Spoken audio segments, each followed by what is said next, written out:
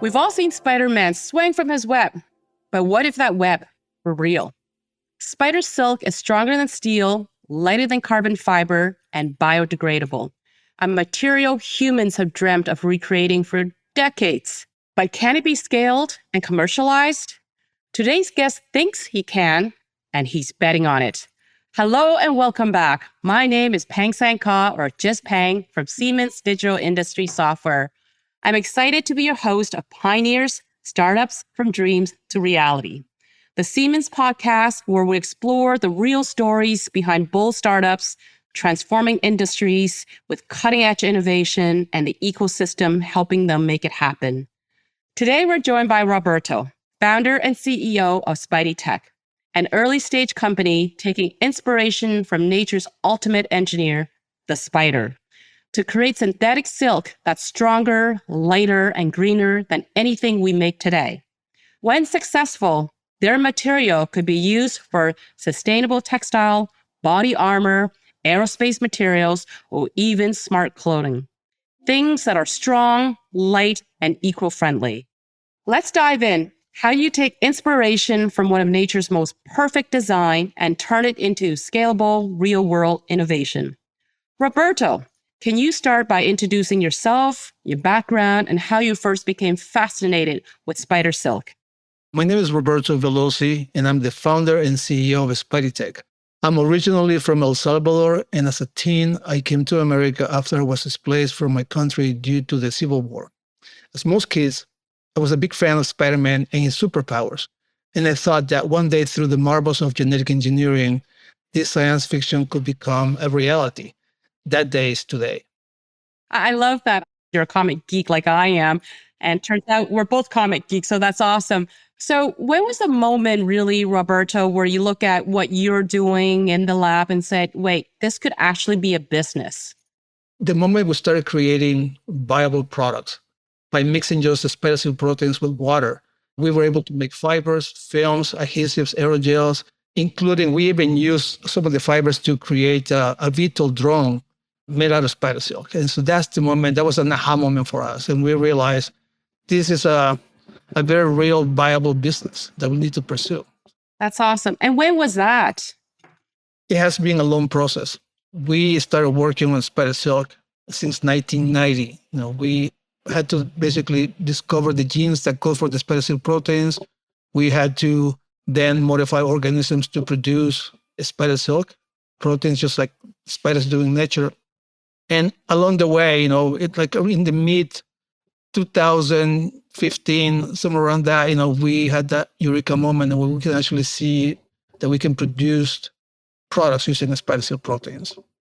That's awesome.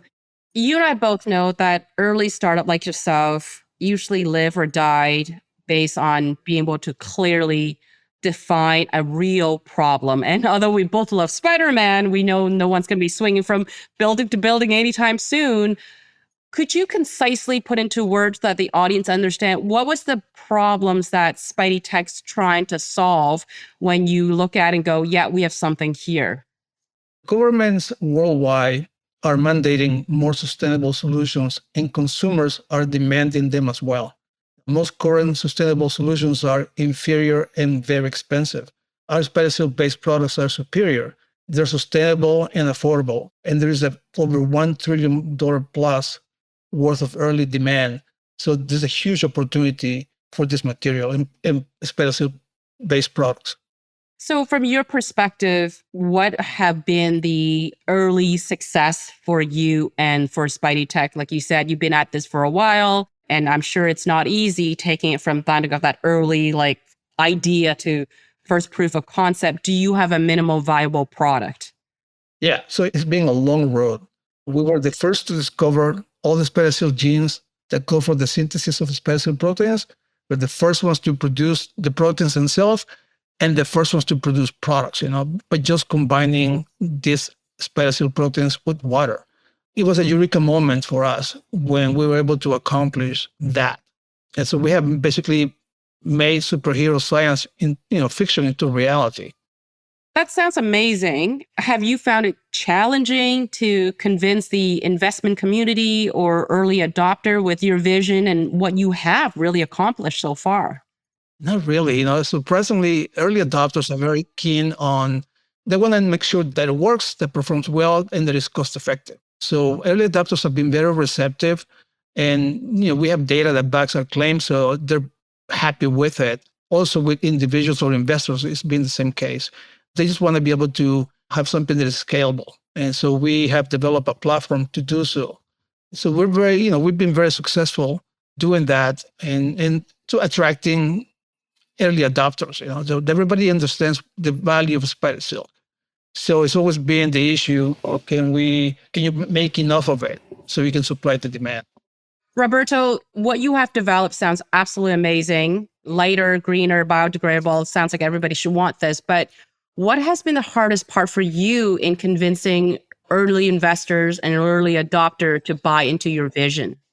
Nothing really. I mean, early adopters are pretty aware of the benefits of spider silk, and individual investors as well. So we have the data to back up our claims.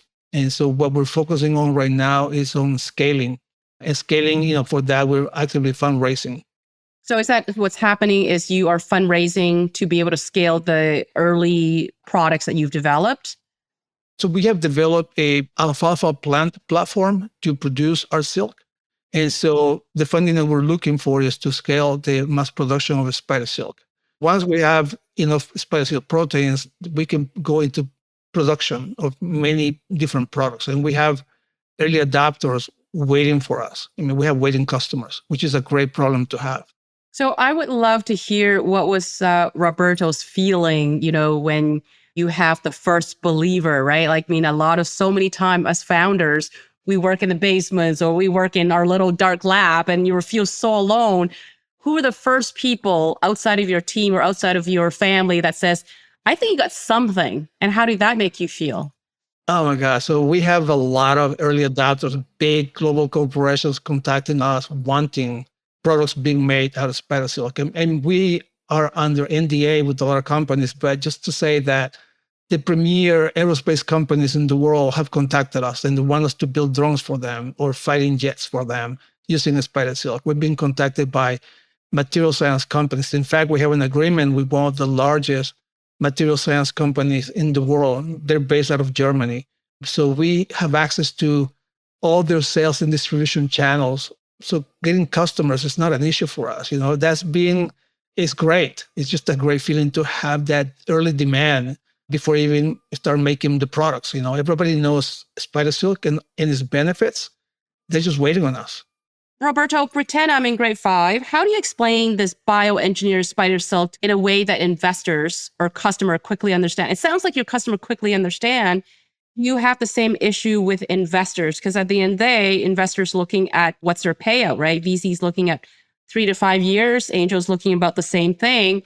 Whereas your business tends to be much more longer term because of where you have come from so far, just to be able to prove the concept and now to be able to build factory to be able to scale. How do you put all that in a way where investor quickly go, yeah, got it? Yeah, so biotech is or bioengineered spider silk is a very cumbersome science topic. And so I have to make it not for the corporations because they understand the technology, but for individual investors, I have to keep it simple, and make it relatable. So in essence, to answer your question, to an investor, I will say simply that this is basically Spider-Man science fiction becoming science fact. It's a reality, and so as far as the scaling goes, we have worked so hard to de-risk the technology by developing prototypes and products and testing and validating them. So all that work has been done. I have a background in material science over 30 years. So I know the processes from concept idea to product. And spider silk is just a replacement for carbon fiber, steel, or Kevlar, so that's just an easy adaptation of the product itself. So it's not going to be hard to make products from it.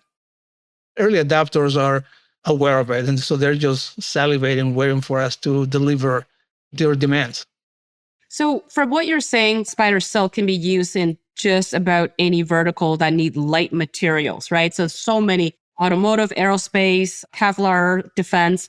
From your perspective, being a small company right now, I imagine you cannot go after every single one of those markets.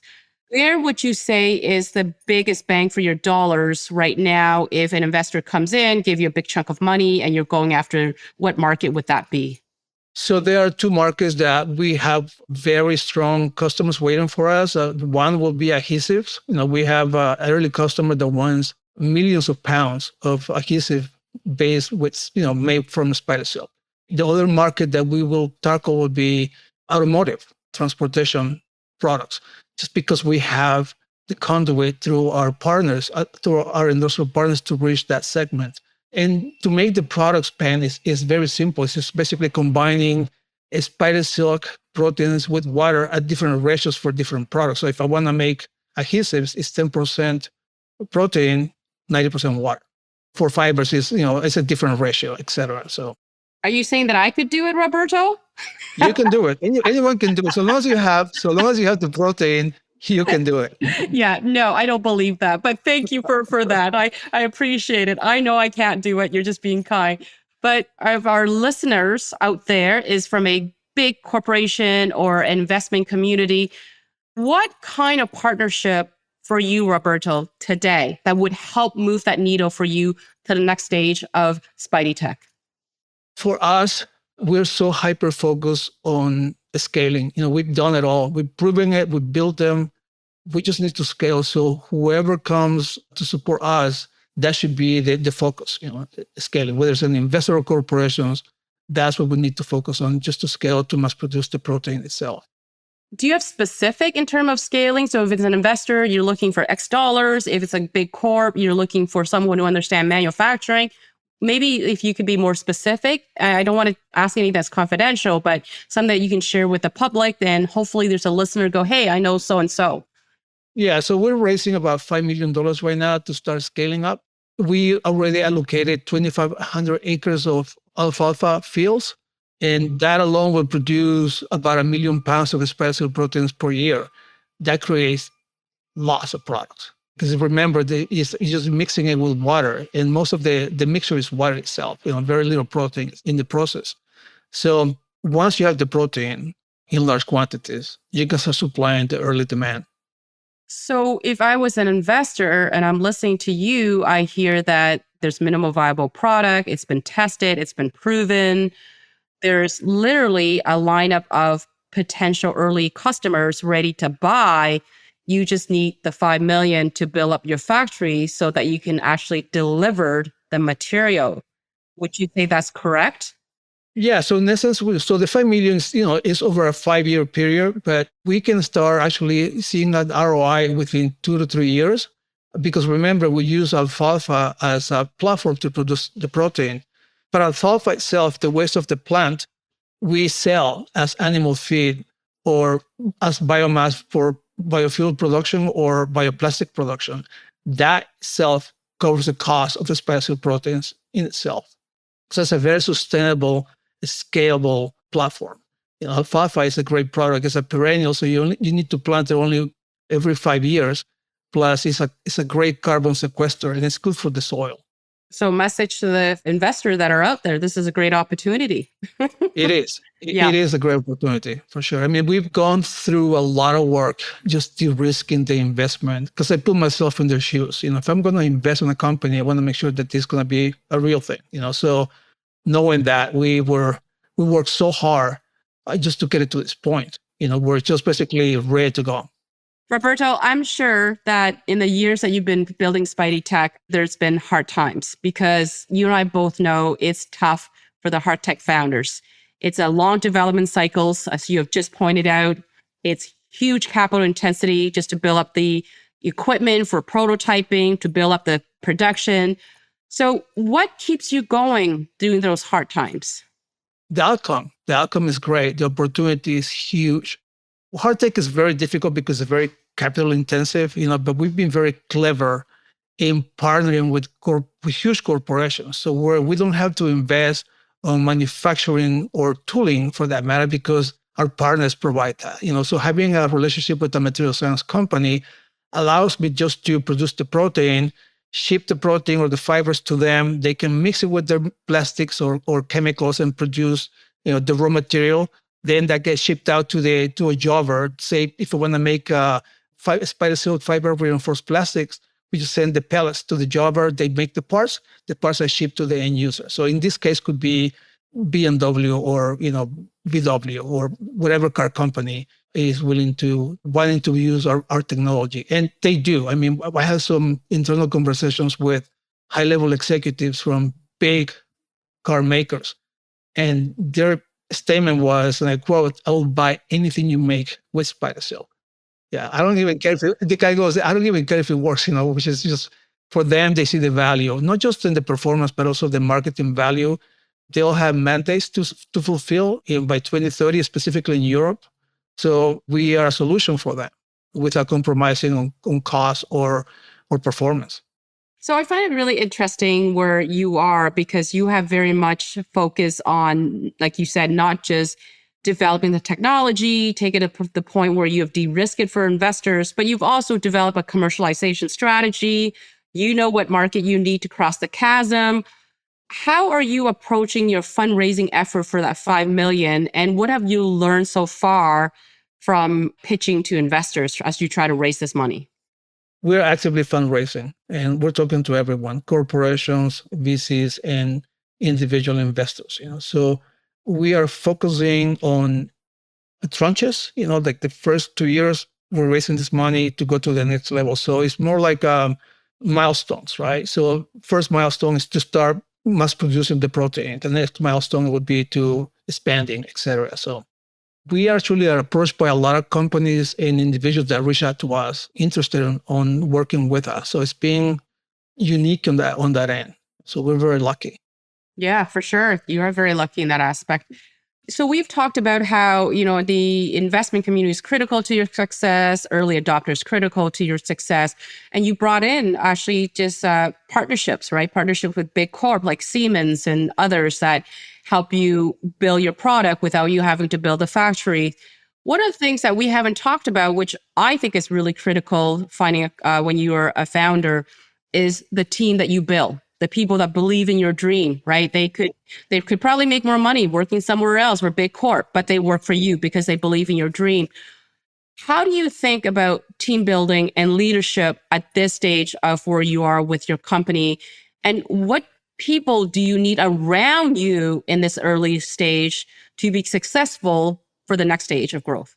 So team, as you said, is everything. I mean, the inventors of the technology working with us, they're founders of the company as well. From scientists to designers to business people, we have 2 MBA, double degrees, being part of the company. We have designers, fabricators, builders. We have a relationship with one of the largest material science companies in the world. So we have an amazing team, and without them, we couldn't be doing this at all. And so the credit goes to them for the most part. I'm just the guy who's willing to suck it up, and to go through the hardship, but that's what it takes, right? And they expect that from me, but I do it gladly. I'm from El Salvador, Penn, and life was hard in El Salvador. So for me, this is like, how hard is it, to run a company in the US? I love so much what you said because, as you know, I'm also a refugee, but from Cambodia. And my company almost went bankrupt a couple of times, right? So been there, done it. And when people like, "Oh, how does it feel? It must have been so hard." I'm like, "Well, no, not really, because no one shot at me and I wasn't starving and I didn't see dead bodies." So it's easy running a company when I don't have to worry about any of that. The worst that's going to happen is I go bankrupt and I start fresh. Right, I'm exactly. okay. So I've been shot at when I was a teen, so not just once, but many times, and bullets ricocheting from through my legs.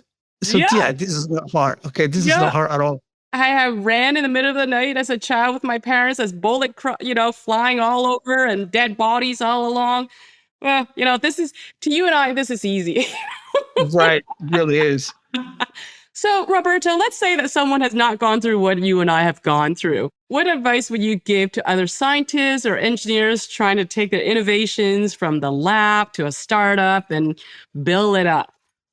I will just tell them to start and number one, pursue something that there's a demand for, but at the same time, if you have something that is credible, early on, contact big industry. It's so hard to bring a product to market without having a big brother helping you through the process. So I think that's really important for hard tech. Hard tech, doing it alone, very hard, almost impossible. You need to have a big partner. So for us, we're so happy to be part of the Siemens family. Believe it or not, that's a dream. I've always wanted to work with Siemens because it's one of the companies that I respect the most. And so that's a new addition, a new great addition to our family. So we're very happy with that. But yeah, that would be my advice. Just partner with big corporations. I love that. And, you're absolutely right. I talked about that, right? And for my former company, I did the same thing. I went to the market with a digital twin because I was too poor to build a prototype. And Bill found the first early adopter who was ready to take a chance on a nobody company, and it helped us take off. So I think that's really a core message for our listeners is find a partners that wants to work with you and start from there. So I love it. So Roberto, let's finish with a section I like to call rapid fire founder wisdom. I fire questions at you quickly and you provide short, concise, one sentence answers for a listener so they can take it away. One early mistake that you learned from. Oh God, wanted to have it perfect before I started. Just start, figure things out as you go. Awesome. One milestone you're most proud of so far. Oh my God, so many. We've been the first at everything. First at discovering the genes, first of producing the protein, first to make products. But I guess my favorite milestone is being handpicked by Stan Lee, the creator of Spider-Man, to be featured in his show Superhumans. Oh my gosh, I'm so jealous because I'm such a Marvel geek. I'm so jealous. The biggest myth about getting funding for hard tech. I didn't know there was a myth. But again, for me, I figured that coming in, it was going to be hard. So I've always been very grounded and never deceiving myself and thinking that it was going to be easy. It's just difficult. But just got to get up every day and keep on trying. So what do you wish investors better understood about founders like yourself? I found that investors that are interested in our technology, they invest in their areas of interest and expertise. And so as hard tech investors, they're all aware of the pitfalls and what a founder goes through. They themselves probably have gone through something similar. So, all right. So finish this sentence for me. In 5 years, I know Spidey Tek made it when? When our specialty materials and products are being used to manufacture cars, jets, stealth military jets, aerospace vehicles, astronaut suits, bullet trains, 3D printed parts, artificial ligaments, mesh to regrow tissues, medical equipment, electronics, etc. There's so many applications, Ben, that this could be used on. This is basically the holy grail of material science. That's awesome. Okay, I would like to give you a 5-floor elevator pitch to our listeners who could potentially putting that $5 million for you. So go right ahead, Roberto. Spidey Tek has harnessed the power of the spiders. We have created a miracle material, spider silk. This material can be used to disrupt all industries from transportation, aerospace, military, 3D printing, etc. Governments are mandating sustainable solutions and consumers are demanding them as well. But the problem is that these solutions are usually inferior and very costly. Through our spider silk technologies and materials, we can manufacture sustainable, superior, and cost-effective, affordable products. There is an immediate 1 trillion pipeline waiting for our solutions and products. As far as competition, we're the first to discover all the spider silk genes and inventions. We're the inventors of all the spider silk-based technologies and production processes, from fermentation, silkworms, and alfalfa. Our spider silk is superior in performance than the competition. We're the only one that is plant-based. Competitors use fermentation, which yields weaker and costly prohibited products. Our Spidey Tek production is 2% the cost of the competition. Our production is sustainable, and so is our distribution. We have our proven core tech technology. We have patents, trade secrets. We have 2,500 acres of alfalfa fields ready for scale-up, plus 50,000 more acres in reserve to spend. We have executed agreements, LOIs, with a strong interest from 13 multinational corporations. The first products that we're going to tackle are going to be automotive parts and industrial adhesives. We're currently fundraising to scale production of spider protein to fulfill the early demand. The bottom line is that spider silk is the most advanced natural material on Earth, and for the first time, through us, it's scalable, sustainable, and affordable. That's awesome. All right. So hopefully there's an investor out there hearing this and we can bring this to life and have real Spider-Man come to life named Roberto. I'm teasing. Finally, Roberto, if you could kindly leave a question for my next guest. And we don't know who that next guest is, but I'm going to ask whatever question you leave. How do you meet qualified investors? Love it. All right. That's our next question. And that's a wrap on today's episode of Pioneers. Roberto, thank you for sharing your story. Tell our listener how they can reach out to you if they want to learn more about Spidey Tek or connect with you if they're interested in partnering or investing. Yeah, they can contact us at spideytek.com. They can send an email to info@spideytek.com, or you can reach me through LinkedIn as well. Wonderful. You can learn more about the Siemens for Startup program by going to our website, or feel free to reach out direct. I love to hear from you. Email me at pengsang, that's peng.cau@siemens.com, or connect with me on LinkedIn.